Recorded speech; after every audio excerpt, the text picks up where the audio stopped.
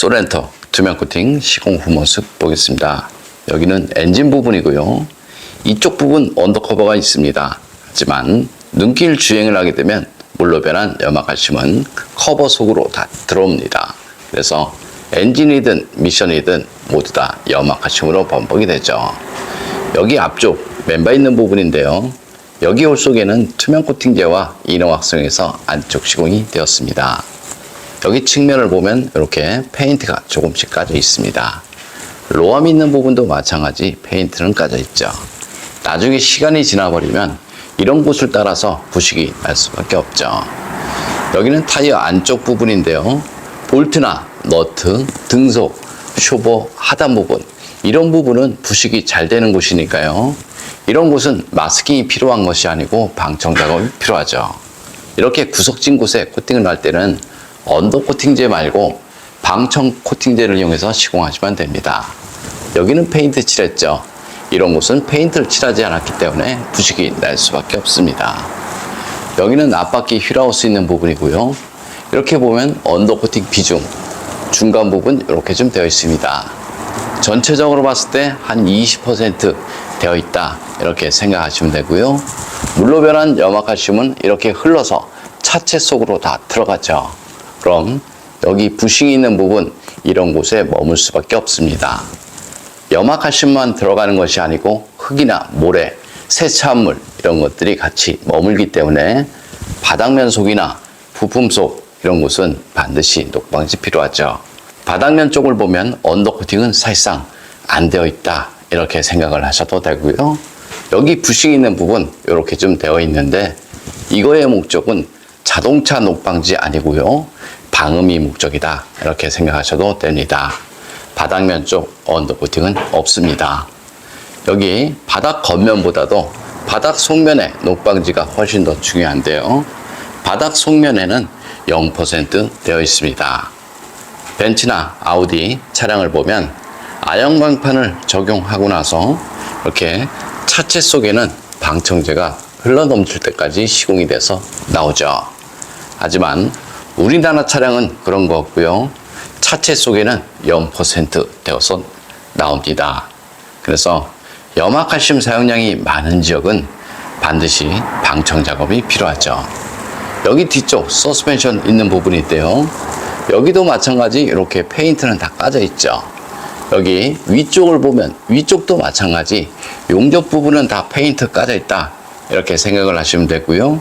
나중에 이쪽은 반드시 부식이 날 수밖에 없습니다. 이런 곳은 염화칼슘이 흐르겠죠. 하지만 볼트나 너트 여기 부싱 있는 부분 이런 곳은 염화칼슘이 머무는 곳이죠. 그래서 방청 작업이 반드시 필요하죠. 남들은 이런 곳에 마스킹을 하지 않으면 무선술이 안 된다 라고 말하는데요. 언더 코팅제로 이런 곳에 코팅을 하면 볼트 사이즈가 커지기 때문에 이런 곳에 코팅이 힘들고요. 방청 코팅제, 아연 코팅제, 왁스 코팅제, 투명 코팅제 이런 것들을 이용해서 이런 곳에 코팅을 할 수 있습니다. 그래서 볼트 너트는 마스킹이 필요한 것이 아니죠. 하부 세차를 하게 되면 이 안쪽으로 흙이나 모래, 세차물, 염화칼슘 이런 것들이 들어가죠. 그럼 이쪽으로 빠져야 되는데요. 물 배수구는 1mm째 되지 않습니다. 그래서 이런 곳에 두껍게 코팅을 해버리면 물 배수구에 바로 지장을 줄 수밖에 없죠. 여기 바닥면을 보면 이렇게 구멍이 뚫려 있죠. 여기도 마찬가지 세차를 하면 물이 들어가고요. 이쪽으로 빠질 수밖에 없습니다. 그런데 물 배수구는 1mm째 되지 않습니다. 이런 곳에 이런 재질을 이용해서 코팅을 하는 순간 바로 물 배수구에 지장을 줄 수밖에 없죠. 물 배수구가 좁은 곳이 있고 넓은 곳이 있습니다. 넓은 곳은 사실상 코팅을 해도 별 문제가 없죠. 하지만 이렇게 물 배수구가 굉장히 좁은 곳은 이런 곳은 언더 코팅제로 코팅을 하는 순간 무조건 물 배수구에 지장을 줄 수밖에 없죠. 여기는 뒷바퀴 휠하우스 있는 부분이고요. 이런 곳은 염화칼슘이 흐르겠죠.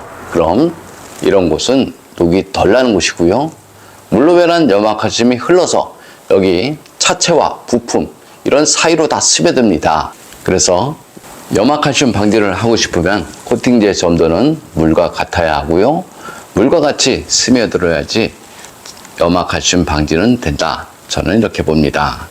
코팅제가 뻑뻑해버리면 좁은 틈에 스며들지 않습니다. 그럼 염화칼슘 방지는 안 된다.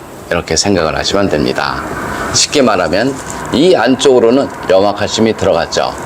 하지만 코팅제는 들어가지 않습니다.